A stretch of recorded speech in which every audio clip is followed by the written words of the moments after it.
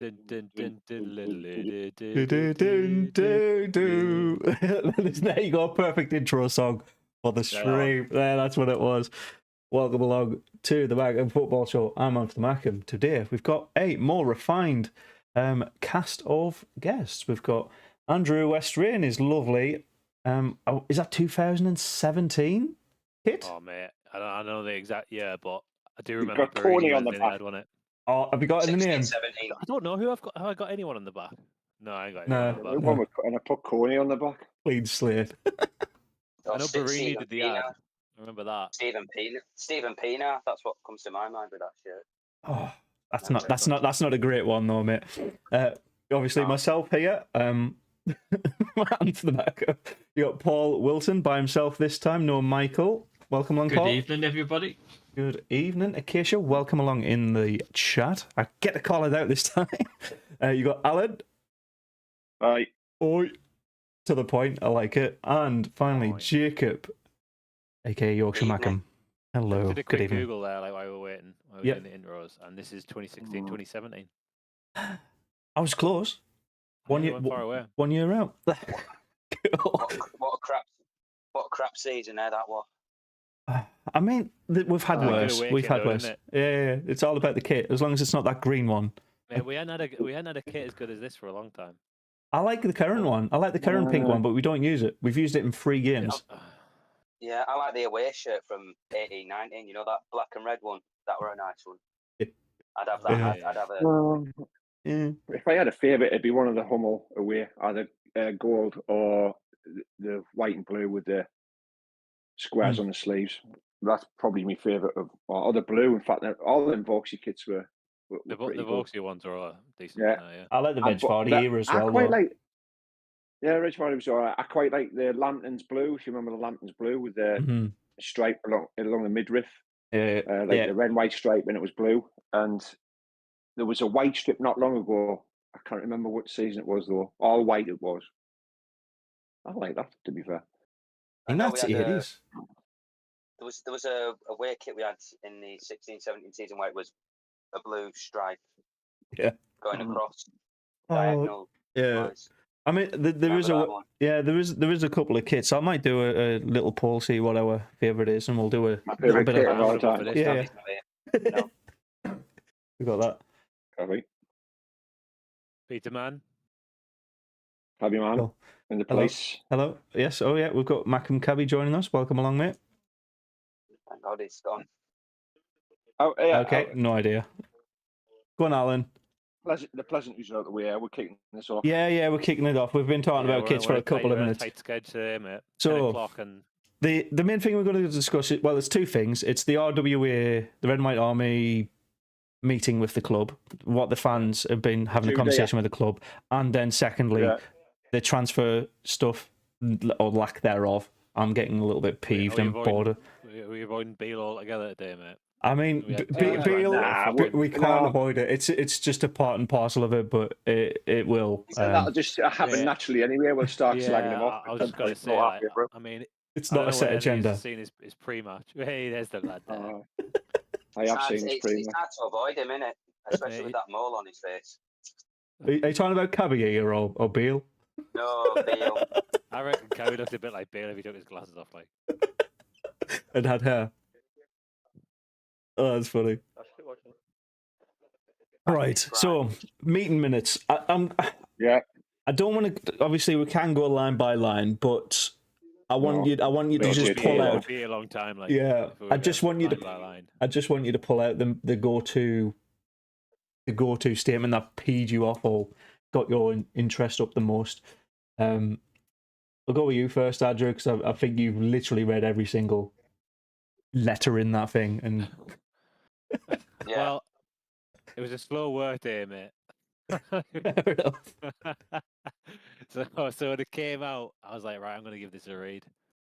Right, and what? Put it on my screen anyway. What popped out to you on that? Well, there's a few things, right? Firstly, right, at the very, very, very start. I mean, Alan's probably read this as well. It's like on the first page. Obviously, the Red and White Army geezers made a massive opening statement that essentially says, what the fuck's going on here? Can you? I thought it was pretty good, please. Yeah. I mean, they made a lot of solid points about how the stuff that happened in the Black Cats bar was a disgrace, how fans are being ignored, how the customer service, the ticket office, the club shop, all that nonsense is fucking in the toilet. And in general, they made a lot of very important points, and I think they're getting a bit upset about the fact that they don't seem to be listened to at all. I'd say though to this is akin of like the Ukrainians sitting down talking to Putin. I think nothing's going to happen. Do you know what I mean? It's like, you've done this, and they're going to go, yeah, we have, and that's that. So it's good that everyone's heard the voices and that, and it's all important points. But I just think at the end of the day, them taking the meeting is just appeasement, and I think I mean, I kind of agree with you. There's a lot of like non. A lot of words around, not a lot of action is what. Non-committal statements. Like fucking 10, 11 pages of like absolute bump. Yeah. I mean, there's a bit of detail into what the dramas were around the Newcastle game, Black Cats bar especially, and how what the crack with the tickets were and that. And I understand that some decisions were taken outside the club's hands by the sounds of it. Obviously, no one was happy with the 6,000 tickets, but apparently that was forced on us by the rules of the cup. I didn't know that. I don't think that's true at all. I think that's I know it's what's stated here and what's been spelled out, but the entitlement is that's what Newcastle fans are saying. It's an entitlement. No, it's not. It's a request, and the fact that the request just utterly just got accepted without any blind faith. There was no pushback, was there? So that I think that's the main issue. Like, if I don't know, it's consistency. Like, the drama there was no pushback. They were like, all right, we want 6,000 tickets, and that's fucking it. And we just rolled over and was like, oh yeah, fucking all right then. If the club wanted to argue about allocation, because I don't know whose land it is, but I imagine it's Sunderland's land, but where the bus is parked and right in front of the car park. Like, they all pulled after a few shuttles. They all pulled around and stayed in that car park. I mean, surely you want to make it as uncomfortable as possible. Yeah, I get it about safety and that, but that's not the club's problem. That's Newcastle's problem, and Northumbria Police's problem. Yeah, we've got to sort of, not welcome in, but we've got to sort of play the game a little bit. But we don't have to sort of bend over backwards for them. The whole sort of like trying to push the boat out to get 6,000 shoehorned in. That's what upset me. I mean, it was like, yeah, I mean, there's a lot of chat about, yeah, go on.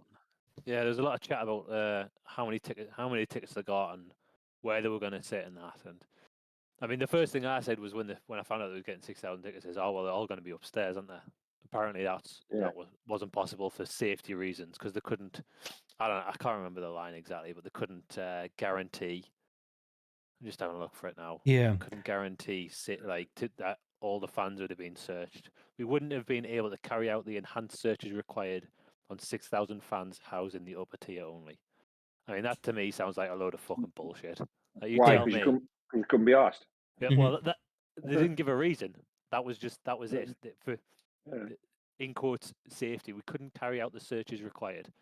Well, you could do it fucking 100 yards that way, so why couldn't you do it just there?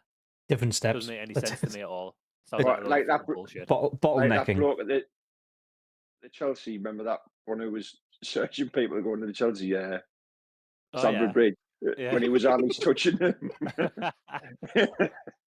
Like that. Like the geezer who searched me on the way to Wembley when I had a bottle of cracker in my bag. In you go, mate, in you go.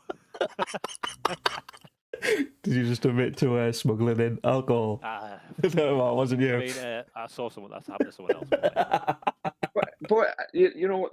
It from the sort of safety points, it all went extremely well, and the only sort of kick-off was in the corporate. We discussed that last time. So I mean, apart from that, like, and then bending up for them, like, it all went extremely well.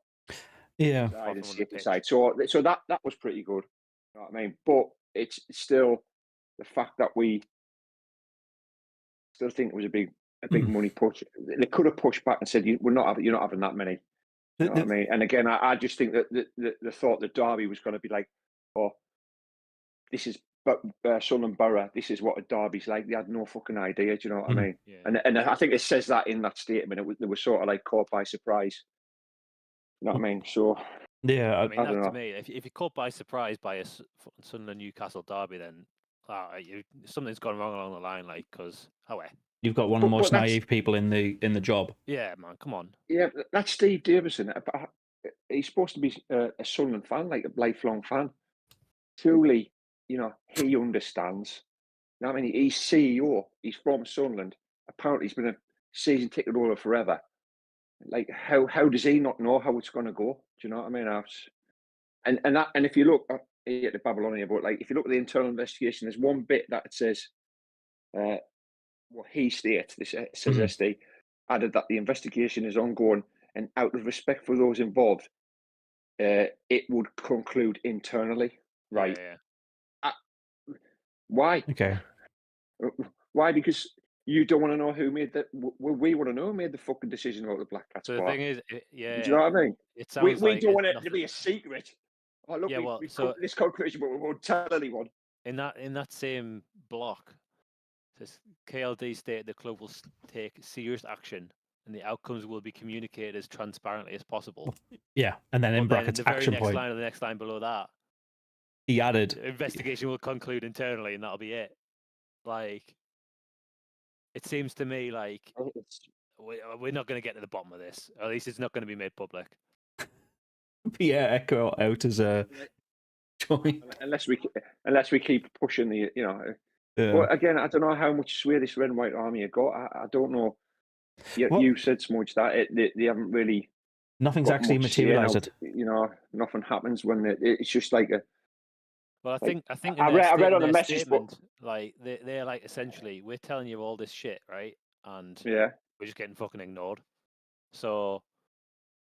Yeah, they did. I mean, fair enough. I think the last line is something like, "We're now tired of raising the same issues, and we're at the point where if you cannot illustrate progress and make firm commitments to change, then we must question whether it's worth continuing to engage with the club in Waterway." This is from the Red and White Army, right? Mm-hmm. So even that, mate, these guys are fucking annoyed, like they're pissed off.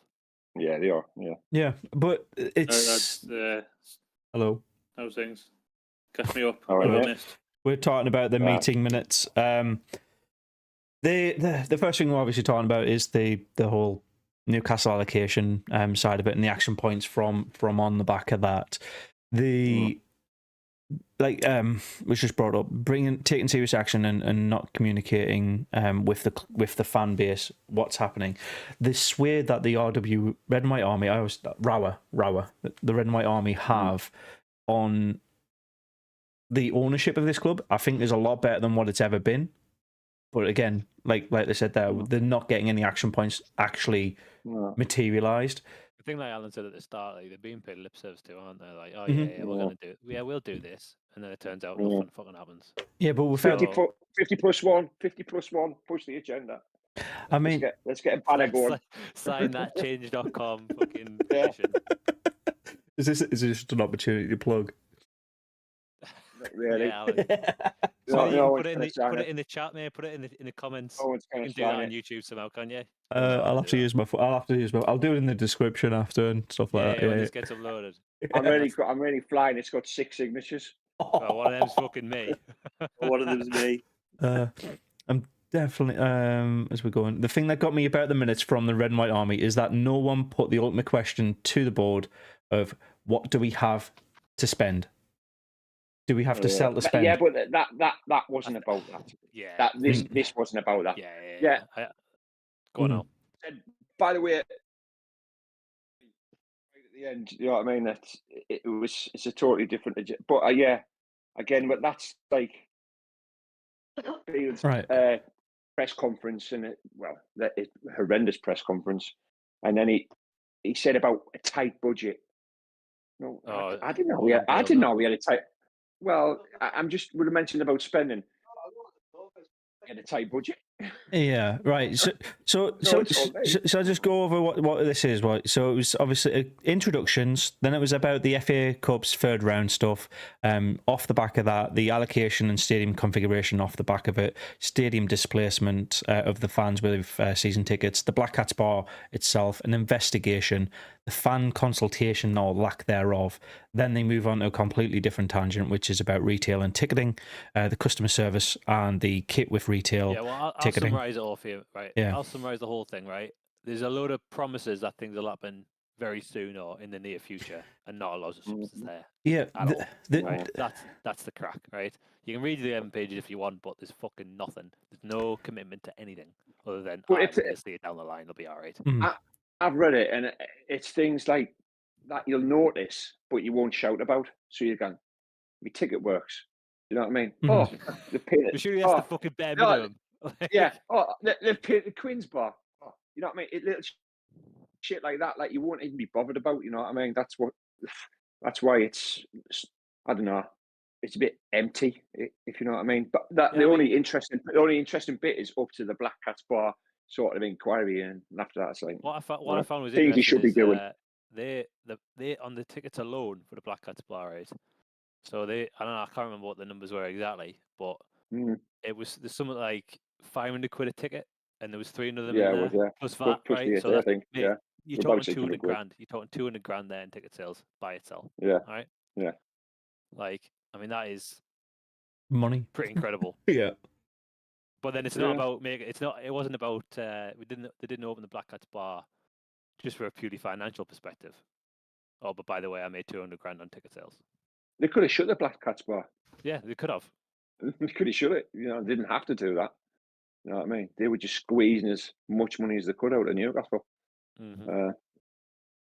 But does that show you the agenda that they kind of have though with our club? Is it purely about money? If it is purely about money, then the easiest way to get money is to get us promoted, right? It's purely about money. I mean, I'm old enough to remember the Stuart Donald and Methven days where they bought the club expecting to flip it in fucking 12 months' time for a profit. Like that was purely about the dollar. It was 3 years ago. Yeah, exactly. Yeah. That wasn't that long ago, right? Mm-hmm. They bought that club expecting to flip it when we got out of League One. Mm-hmm. That was a purely financial decision. They were like, we'll be here for 12 months and we'll make a profit. I'll be gone. But I'd like to know what our books are like now. Do you know what I mean? What's our books like now? How are we looking? We don't even fucking know. No, I mean, has anyone done any digging? You know what I mean? This is the most open they've been with this statement and this meetings agenda, because they realise if they don't do it, they're going to get pushed out by everybody. Yeah, man, they made some shoddy decisions off the pitch. I mean, there's some shoddy performances on the pitch. Pretty soon, people are going to start pointing fingers up there. They're going to go, hang on a second. Well, that always happens, that though. Yeah. That's just where football is. Or is it shit trickles down? Rather than find out where the shit comes. Yeah, that's it. So you just got to find out the root cause of it, aren't you? Let's flip it. Say okay, it took over and we were fucking flying. Do you think this would be, you know what I mean, the forefront? Yeah, it's obviously the aftermath, but if Beale was flying, if we were first in the league, right, but then we did all that shit that we did for Newcastle, I think there'd still be outrage. Yeah, there is outrage, but the way we're playing makes it even fucking worse. Do you know what I mean? Exactly, right, yeah. We're picking holes and everything. That's the fucking problem, doesn't it? Beale, he's a cunt. We don't know why we hate him. Well, you know what I mean? He said today or yesterday that people didn't like him because he's like from London or he's got an accent. Nah, mate, I don't give a fuck whether you got a funny accent. Mate, Super Kev's from Watford. Like, I don't give a fuck whether you're from London. Like, stop being a fucking moron. If you're a fucking Martian and we were fucking first, I wouldn't give a fuck. You know what I mean? Right. Didn't he call Sunderland fans like outsiders or something? Yeah. Right. We are outside noise. That was it. Outside noise. I mean, come on, you're not going to win their fans over like that. Right. Paul, I know you had a fault on that outside noise bit. Jump in on that. It took us 20 minutes to get there, by the way, just so you know. Go on. Like I said, when I joined on, I'm not actually happy with that. What manager would come out and say that? Beale? fucking Bale, of course. This fucking idiot that's sitting in the dugout. Is it? I got the quote here right. There's a huge crisis. This is all sarcasm, by the way. There's a huge crisis at this football club. We're the youngest team in the league.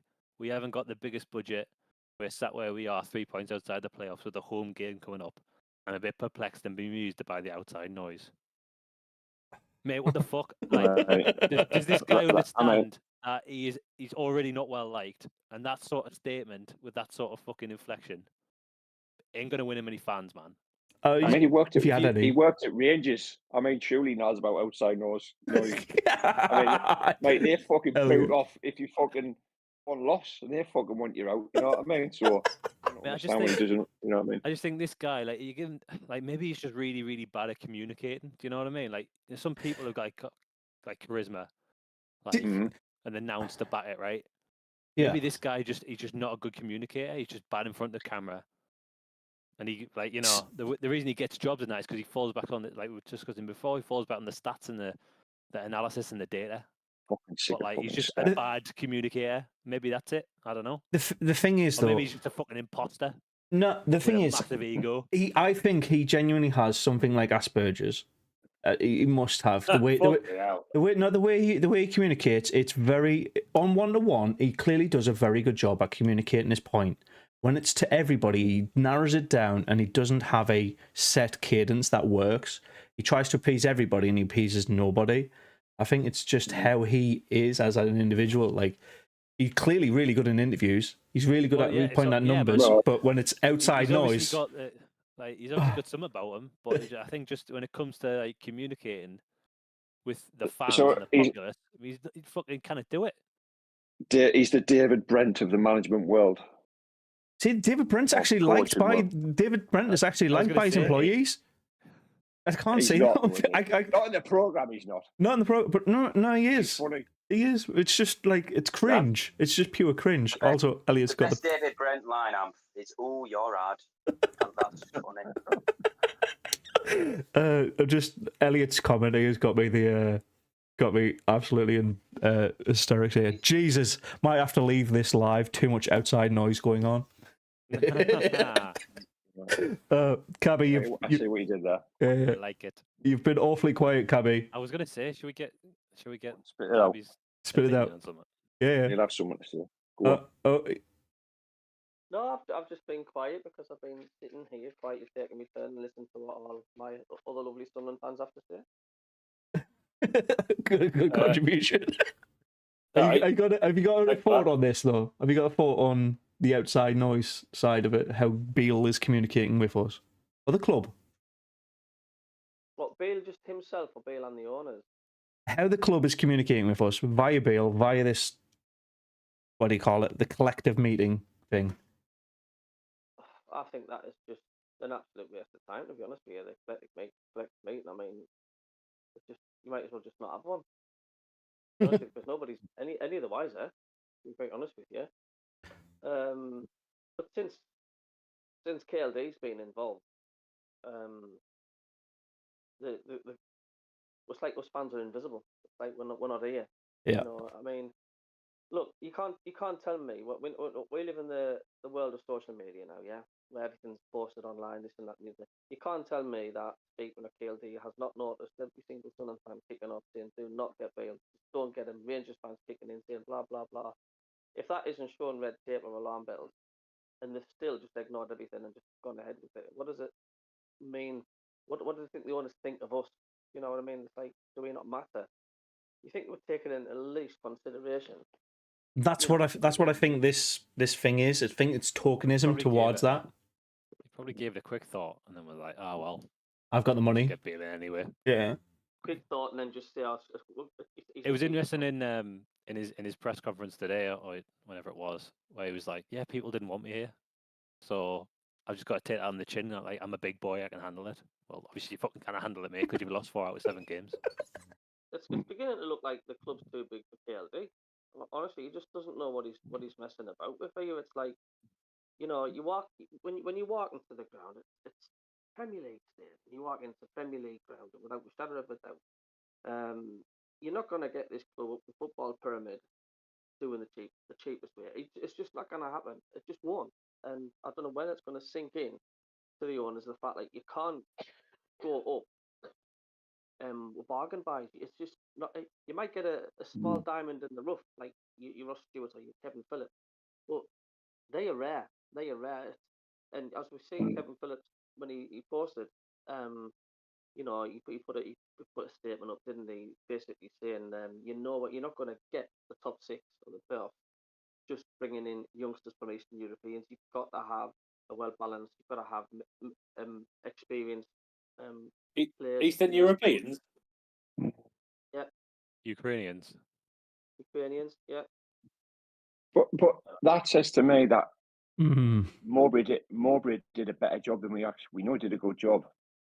Really good job. Yeah. Do you know what I mean? Playing better. The team was clearly playing better under Mowbray than Beale. Yeah. I mean, we did have a few bad games with Mowbray. I mean, it was starting to tail off a little bit. The last few games was looking a bit flat, but I think that was down to Mowbray wasn't happy behind the scenes, and I think the players knew that Mowbray was going to be away weeks before the Sunderland fans knew, because the evidence is always how your team performs on the pitch, that there's something not quite right in the background, because Sunderland went from passing most teams off the park, then exciting, fast-flowing football, to what's going on. I kind of think it's a little bit of 12 and 2 dozens or whatever the 6 of one, half a dozen of the other. There you go. Thank you very much. Yeah. It's 12 and 2 dozens. Yeah, I don't fucking know. I've just lost a little bit. It's kind of the same thing. Like, the whole point of chopping and changing your manager, in my humble opinion, is to change up what we're fucking doing. It's as simple as that. And Beale has just continued to crack on.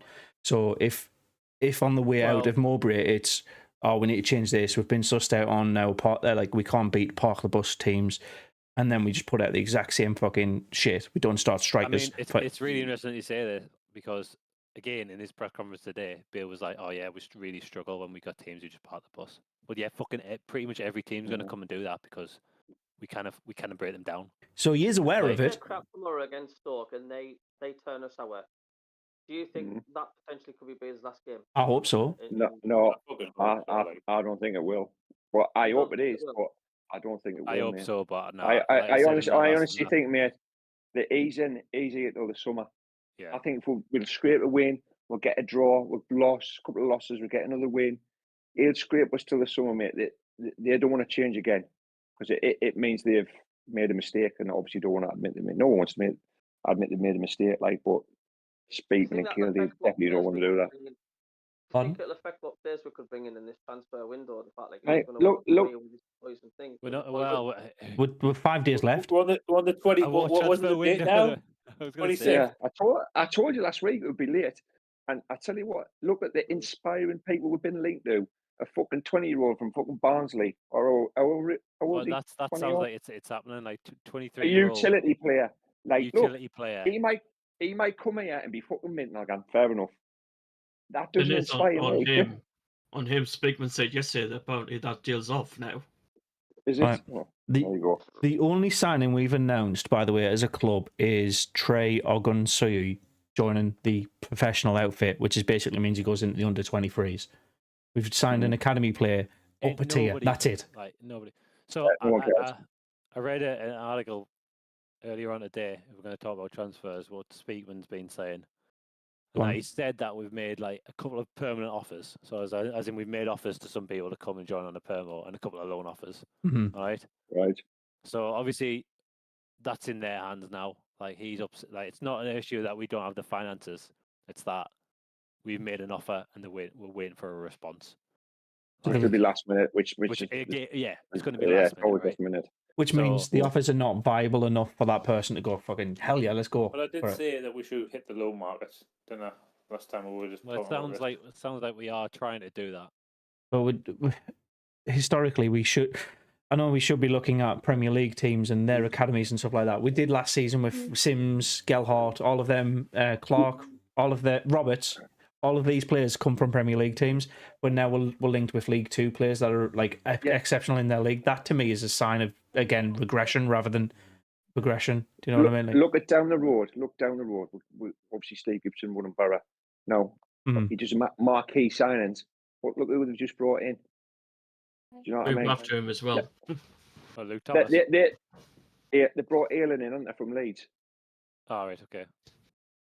So at least I know it's not throwing money at people, but it's putting your money where your mouth is. Like at the moment, I genuinely have no trust in Kilday's going to invest anything in this club.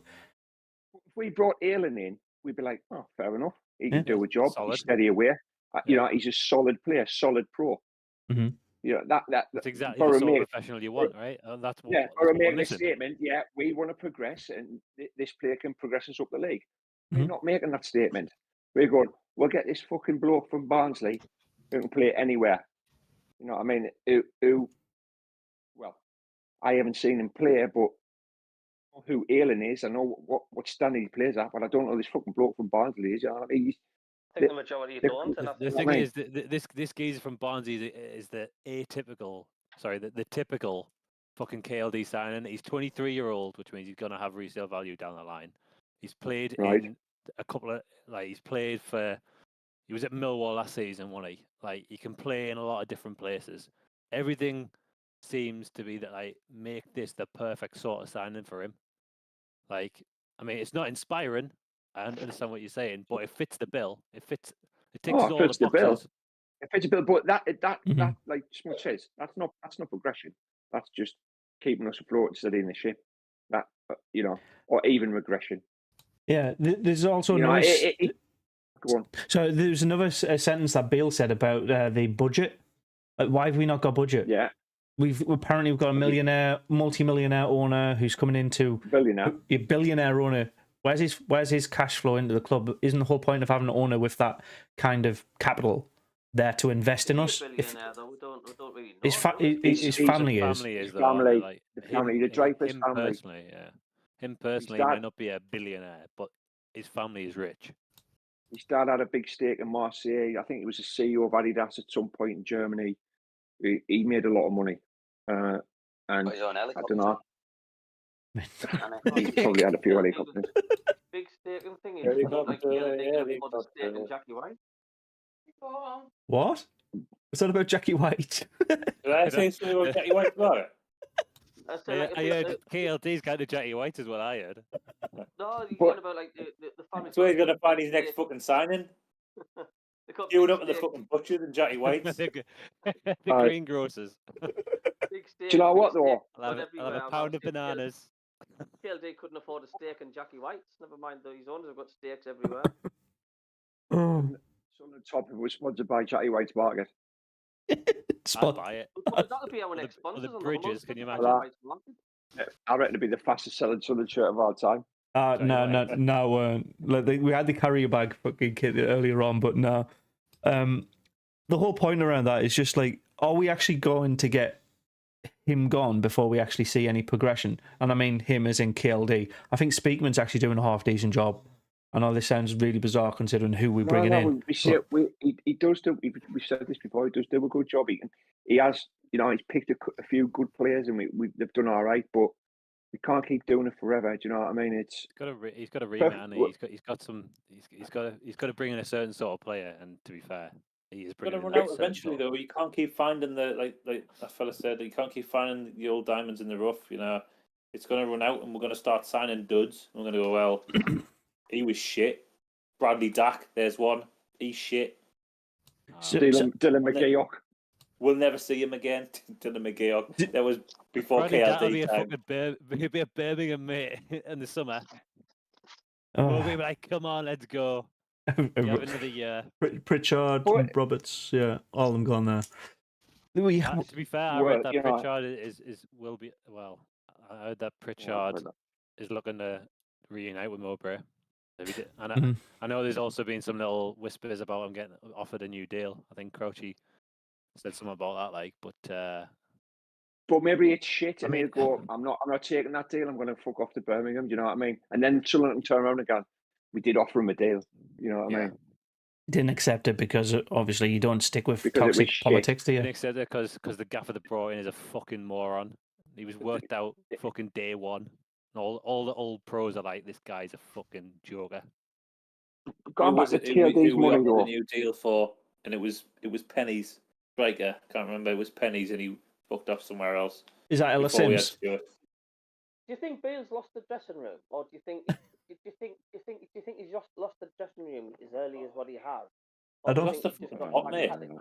Yeah, I think so. Do you think the players are basically saying, "Who's this?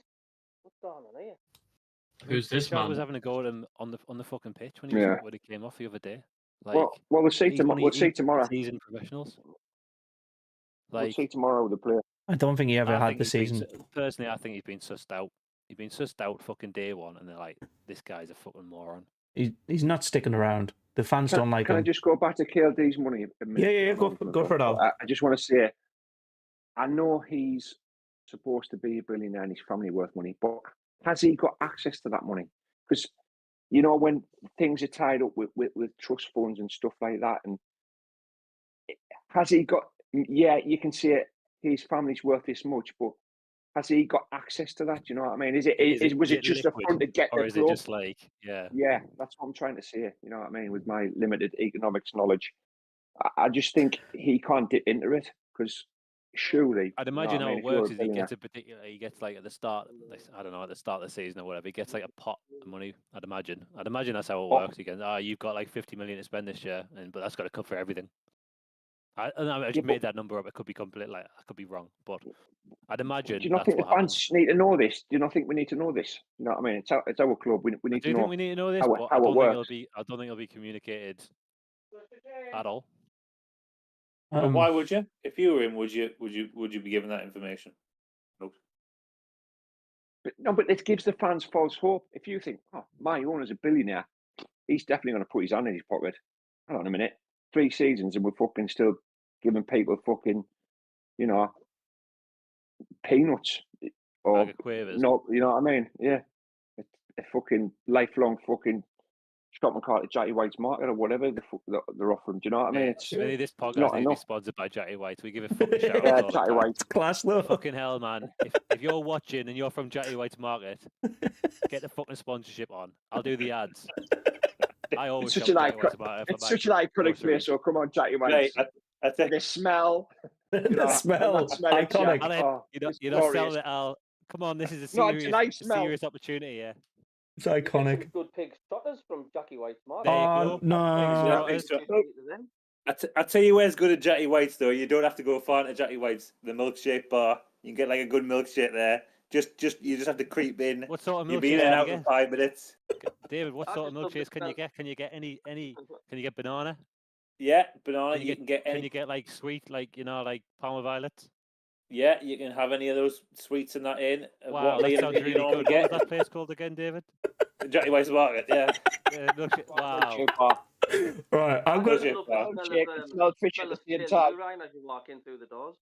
Smells like shite. Smells like fish. The fucking fish bars right there, innit? Those little beady eyes.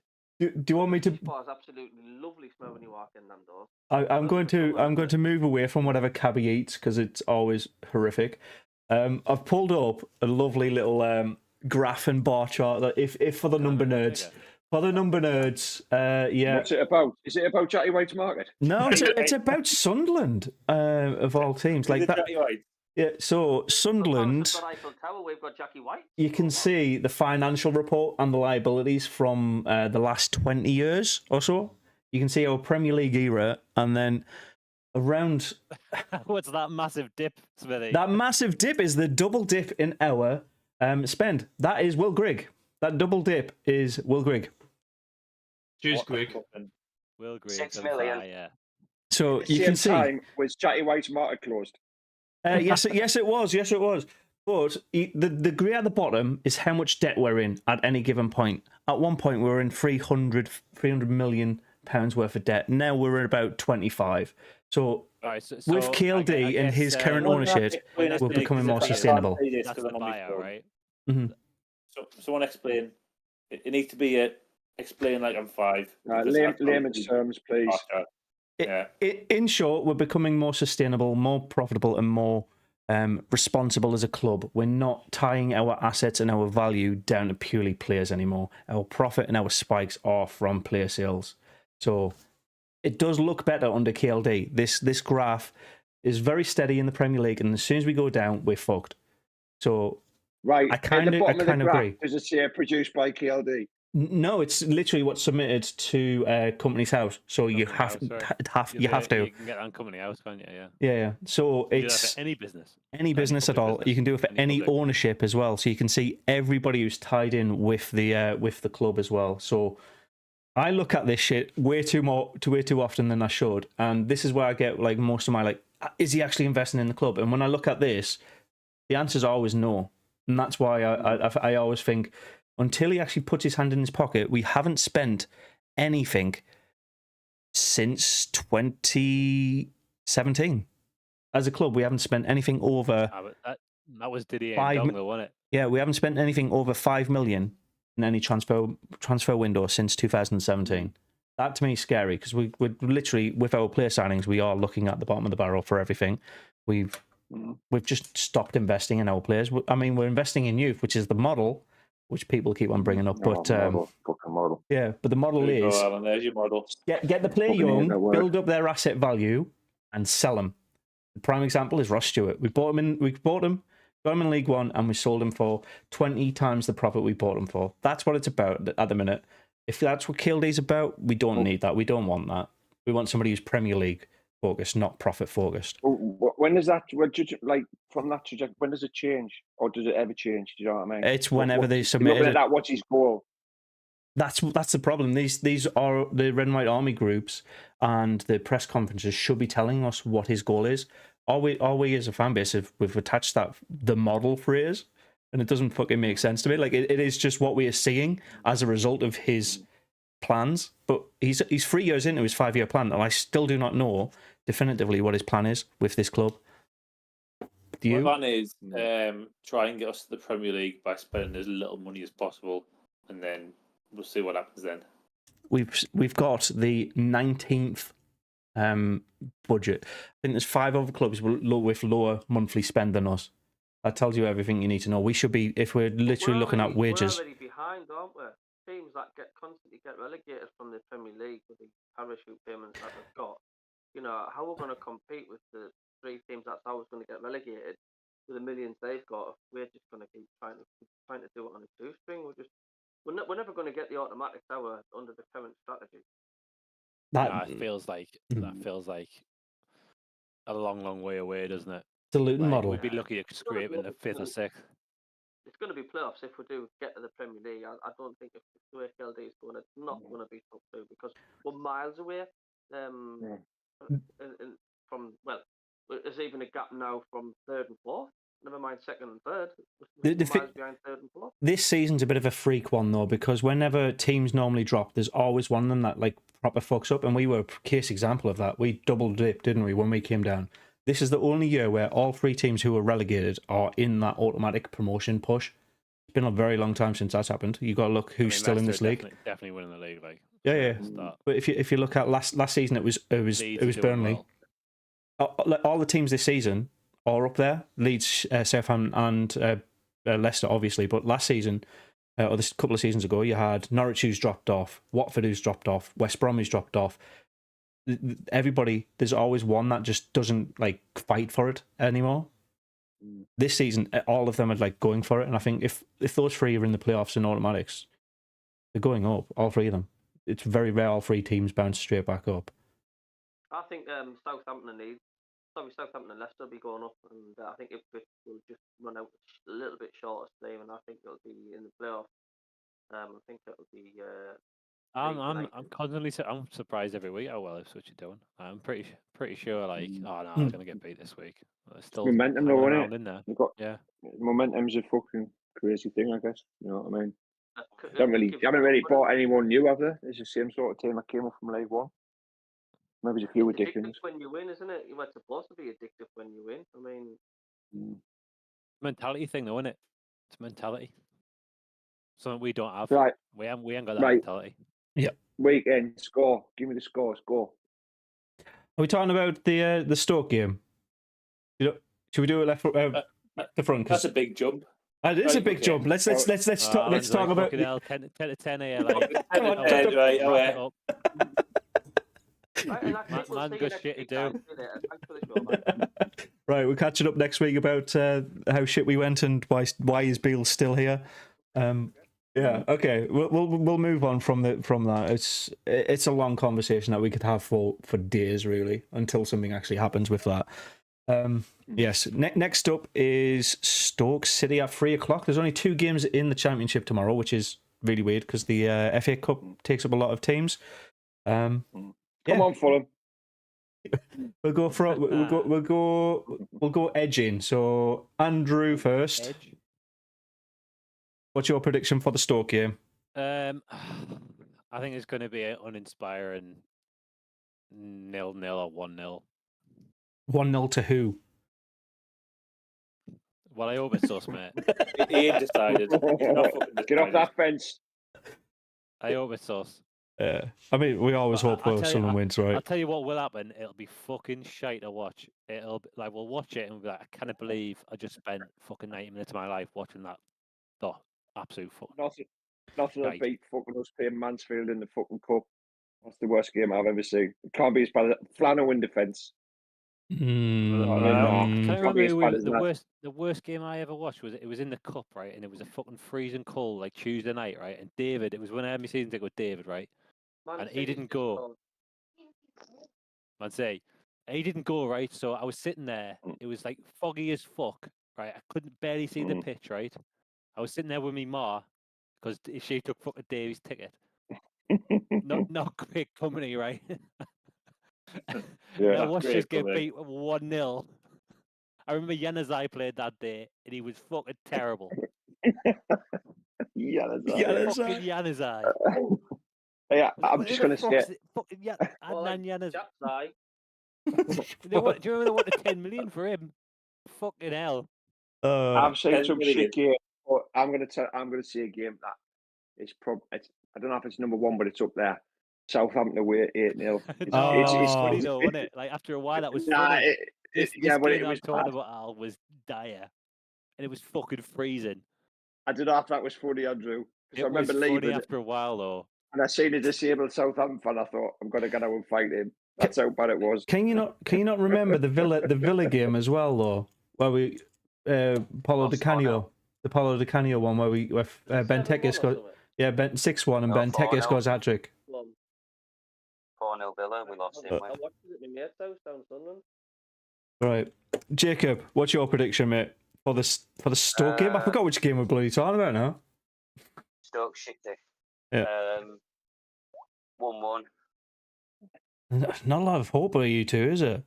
And what's the worst game you've ever been to? Because I feel like this we could drag this out a bit more. Yeah, I bet it's some bad ones. Worst game I've been to. Do you know what? Probably Charlton playoff final. I watched that in bed. You know, I was getting drunk in bed watching that one. The second one. That late. Just the fact that we should have gone up straight away, shouldn't we? Should have. And yeah, we didn't. I mean, that was a bad. I remember I watched that and I was so angry when they scored that second goal. I fucking switched the telly off, fucking launched the Doofus across the room, and then I went to put a shelf up because I needed to do something like get rid of all my anger. So I was like fucking banging the wall like that, putting the shelf up. Very manly of you there, mate. Yeah, man, I needed like. I'll go for it. What's your prediction? I'm still sticking with 1-0 from Ballard. I think a 1-0 win. I'm going to say, look, I'm going to go. Bale's luck's going to turn. I think it'll be no to do with Bale. No, listen. He'll take the lads down Jacky White's market. Have a little walk around there. Jacky White, mate, we need a fucking counter. Smithy, we need a counter in the corner. However many times we fucking mention Jacky White. The lads keep going up and up. The morale's up for the lads. Right, lads, we're gonna take it somewhere. See what it's like down in the fucking in the slums. This is who we're fighting for. This is what you could be working. Yeah. Listen, Right, you, Ekwa, you're going behind the fucking fish counter, mate. I thought you'd make it all the way through without mentioning He's Ekwa. gone 55 minutes without saying about Ekwa. We were close. Congratulations. Yeah, 1-0 Ballard. Right, 2 secs. I'm just putting on the Jacky White's market counter. There you go. 1, 2, 3, 4, There it 5, is. 6, 7. No, we got it. That's another one as well, because you said that Jacky White's counter. There's the one. There's another one. You just said Jacky White again. Right. Deeds go for a 1-0 Sunderland win. I like that. Paul, you go next, mate. 2-1 Stoke. Gucci Oh. double. Oh, Gucci double. if Gucci fucking scores, he'll cry. He'll score all 3 goals. I bet you he does score. Fucking hell. it'd be typical Sunderland. Who's scoring the Sunderland goal, though? I said Ballard. Ballard. Bale's running on the pitch. Yeah. I'm going to say some Mado if he starts. Mia. Ooh. Oh, wow. That is a claim. Strong. He's not starting. No, You know, you said that now. I'm going to put a fucking tenner on that. And me a 1-0. No, you said that. See what happens. Go for it. I'll be a tenner down. See what the odds are. Like. You become a millionaire overnight. If you want, mate. What? It's going to be like 9 million to 1. Cabby, what are you saying, mate? Oh, we also need Paul's worst game he's ever been to, but we'll come back to that. Burton Albion at home. When they're relegated. We got relegated. Darren Bent, I was there, I walked out. That was bad, that game, to be fair. That was terrible. I mean, that's a good shout. That's a great shout for worst game, you know. That was shit. That's well, yeah, that was a shit game. I remember it. Cabby's had a good old think now. Come on, then. Yeah. It's quite strange, this one, isn't it? Because seem to have like the Alex Neil curse of Stoke City, but he's not there anymore. But I don't know. I've got no confidence in Sunderland whatsoever at all. Well, I'll just say with the guy in charge, Beale, I just haven't, and I think it's going to be 2-0 Stoke, and Gooch will get a hat trick. 2-0 Stoke and Gooch hat trick. 2-0 Gooch hat trick. Right, okay. How does Gooch get a hat trick with 2-0? Put that on. See what the fucking odds are for that. Right. 2-0 Gooch hat trick. It's mate. 1-0 Hamia is 33-1. Right, I'm whacking a tenner on that. 33 What's your number now? Oh, worst game you've been to as well, Cabby? Do I have to have attended or watched it or been there? Either. Been there. Oh, God's sake. I'll get back to you on that one. No. Oh. We've already mentioned. We've mentioned all the bad ones, yeah. What? I'm not taken, to be fair. I was. You could have said Coventry 3-0. That would have been another good one. Well, I was at that game. It was shit, Yeah, but yeah. it wasn't as bad as Southampton 8-0, mate. What I will say is the worst. Southampton, no. The worst player to making decisions is definitely Flanagan. Remember when he didn't have a fucking pass on it, he just booted the ball out for a win. Wasn't that Nosworthy's specialty as well? Yeah, that was it. Yeah, he learned from the best. Nyron used to do that. Just funny. We'll go. I think it's just Davey left. Sorry, Pierre Qua. Right. We're gonna lose. And I feel like it's gonna be a blowout. David. We are, Alan. We're gonna lose, and it's gonna be a blowout. I'm going. I don't want them to fucking lose. I'm going. I'm telling you, I reckon it'll be 3-0, or if we manage to score, it'll. I don't know. 3-1. But I've got no hope. Not with this fucking cunt in charge. We're gonna lose. It's gonna be an abysmal game, and Ekwal's scoring an all goal. Of course. Is your profile? You're on about about worst game, does that mean, are you just talking about purely on the result, or are you talking about the performance? I think it's a combination of Anything, everything. It's mate. got to be the performance on the pitch, the result, Well- and the overall feeling. The You one could say that the Man City 1-0 when G scored, that was a bad game. We were shit, but we still fucking won. Me and you were there, Alan. The worst game I think I have was way back in the Roker Park days when we first got relegated, which was the old Division 3. 87. We had relegation playoff against Gillingham. And we lost, I think, overall in aggregate and got relegated. I always remember Gary Bennett scoring a header in the full end, and me and Thousands went absolutely ballistic, and then the penny dropped. Like I think they had the away goals actually counted in that playoff, and we went out and they scored more away goals than we did. Playoffs to go down, that's just horrible. Yeah, it was awful. I mean, they got a penalty and scored. We got a penalty and we missed it, and it was just like it just wasn't to be, and it was just such a flat feeling walking out of Roker Park, and it's like never been down into that league before, which is now County League One. Little did we know we'd be back before long. It's only been 30 years. We're back, lads. You know what? Do you know what's funny though? If we want to just drag in the Mags into this, we've been down to League One twice, and they still haven't won a trophy in that time. He won the Pizza Cup. Fulham this weekend as well. In fact, there you go. Fucking West Brom game.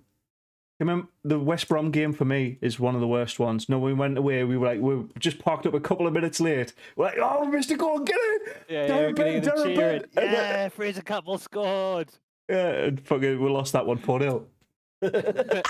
Fraser Campbell had not scored. We were already 1-0 down. Yeah. That's when the guy was when I was kicking off in the stands. I was like, "Oh, you fucking shit!" And the guy in front of us turned around. He was like, "Hey, if you've got nothing good to say, you keep your fucking mouth closed." What about when the Mags beat us 5-1? Or did any of you guys actually go to St James's Park on that day? No, I wasn't there. I wasn't there. I was at uni getting absolutely sloshed off my face, so no, I weren't there. I always remember Kevin Nolan doing the chicken dance. Fucking chicken dance. I just wanted to put my foot through the screen on his head. Man, he's a fucking bell end, isn't he? Kevin, was that West Brom game? Was that when me and Crouchy went for a pint and we stood in the queue for 40 minutes and then we got the front? Because they had two. They had two. The shutters on us. Yeah. Was that then? Yeah, that was that one. 40 minutes waiting for a pint. Crouchy got the front, pulled the fucking shutters down. I was furious. Shout out, Crouchy. He gets a lot of shout outs, Crouchy, in this podcast. Like, we need to get him on. Yeah, we need to get him on. You know who else gets lots of shout outs? Listen. Right. Yeah, no, I was going to say, you know, when people do like live, like broadcasts, probably go to Jacky White's Mark and do a live broadcast. Report on the scene. Stand outside the main doors. I'm outside the Pig's Trotters counter here, and we're just going to discuss about the latest team news here. I don't think, to be fair, someone in there, right? Like with it, like one of those tiny mics, and just like find someone in Jacky White and be like, right, what do you think about Michael Beale? Just see what this is. Mate, that's great, you know. I don't think you'll get signal in there though. It's a fucking Faraday cage. There's absolutely no way you can call anybody out there. You have to run outside out that side door into the car park going, "Can you hear me? Can you hear me?" We didn't get your worst game, Davey. They've both already been said. I was going to go with Southampton or... that was a bad day. It's a bad day. Southampton or fucking Brent? No, not Brentford. Well, when we got fucking relegated. Burton Albion. Yeah, it was one of those two. Yeah. There's been worse ones though. I think there's been worse ones. There's been loads of fucking shit ones, but that 8-0, mate, I'll never get rid of that one. Playing in the fucking cup. Yeah. 6-0 to Bolton. But for me, I think the worst game for me is like when you walk out and go, why the fuck do I support this team? They're the worst ones. And for me, I went with Shanksy and we watched fucking Sunderland versus Blackpool, and it was 0-0 in the middle of February. I was like, what the fuck, man? This is not entertainment. Remember we played Blackpool? I can't remember. Were we in the Championship or in the Pro? I don't remember, but we had fucking 30 shots, right, in this game.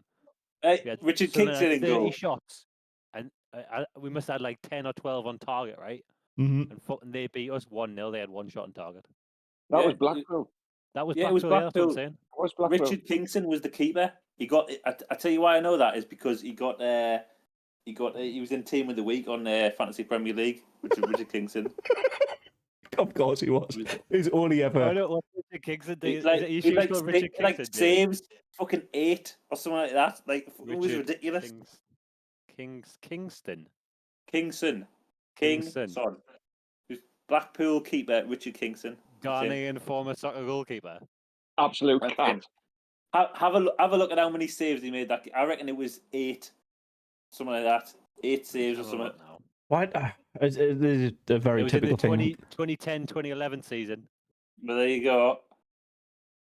Yeah, that sounds about right. Does anyone remember we played Arsenal away and Josie Altidore got a goal disallowed? Referee. Yeah, I was there. Was I there?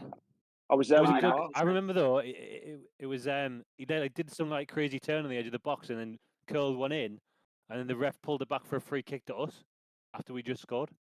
Yeah, it was all the way around. Connor Wickham had been fouled and he pulled him back for that. Connor Wickham. He's a free agent, by the way, Connor Wickham. Oh, he's fucking little dweeb, though. You know the Great Escape season when the Gustavo Poyet and we beat West Brom to stay up. We won 2-0. I actually missed the first goal. I was walking towards the stadium and I heard this massive roar and I'm jumping around like an idiot outside the ground and they're chucking it down. And I'm the only Sunderland fan outside the stadium, like gone mental, because I missed the goal. But I remember another bad game was the last game of the season. We played Swansea City at home and we lost 3-0. And everybody was in a party atmosphere, so we stayed up. But the game was absolutely crap. And then the Stunning fans started singing, "If Altidore scores, we're on the pitch. If Altidore scores, we're on the pitch." But it was such an anticlimactic game. Like we'd stayed up, it was a massive achievement what we'd done. And everybody was there with the flags and all that, and we were just shite with 2 capital letters. It's awful. Well, the lads celebrated at Cooper Rose beforehand. Can you blame them? Or was it Glass Spider back then? No, it's number 1. Right. Yeah. Josie Altidore already scored 1 goal for Sunderland in 42 appearances. Was it against Hull as well? I don't know. I'm going to find out. Bail out, says Spencer. He did a great assist though for Fabio Barini when he scored against the Mags at the stadium. I like to make a Altidore scored. Hang on, lads. Yeah. Altidore scored his first league goal for Sunderland to give them a 1-0 lead against Chelsea. Chelsea, which eventually finished 3-4, as in Chelsea beat us. Oh. He also won us the penalty when Fabio Barini scored for us to beat Chelsea 2-1. That was I like Josie now. He's funny. Is that when Vito saved the pen? Aye, but we swapped Josie Altidore for Jermaine Defoe. Come on. Voice break. He went to Toronto FC, didn't he? Yeah. Jermaine Defoe. Yeah, it was a good trade, to be fair. I think I'll just wrap it up there now. Been over an hour. We still can't sell the t-shirts at Jacky White's Market. Another one, lad. Another one. Another DJ Khaled. Another one. Smithy, this Jacky White's counter is going to be... I think you should roll it over to next week. Just keep going. 13. We'll take it. We'll take another fucking Jacky White's management and say, right, listen... We're giving you free advertising here, so we need something from you. Come on.